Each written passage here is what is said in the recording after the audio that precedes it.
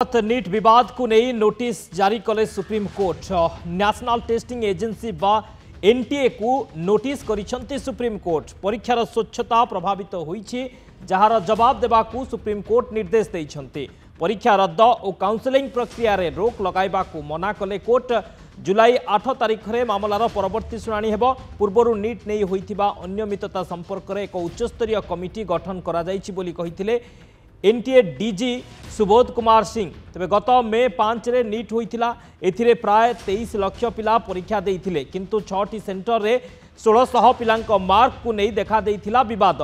कारण grace mark दिया जिबारु एही पिलांको अधिक मार्क मिलिछि। विशेष करी गोटिए सेंटर रो पिला बहुत मार्क पाइछंती। एपरिकी 67 जन छात्र छात्री सर्वाधिक 720 लेखाएं मार्क रखिथिले। हरियाणार गोटिए परीक्षा केन्द्रर 6 जन को मिलिथिला 1 नंबर रैंक। तेणु जालियाती होइथिबा अभियोग करी आउ थरे नीट परीक्षा कराइबाकू केतेक दाबी करथिले, किंतु परीक्षा रे कोनोसी जालियाती होई नाही किंबा प्रश्नपत्र लीक होई नाही बोली एनटीए पक्षरु स्पष्ट करा जाइथिला।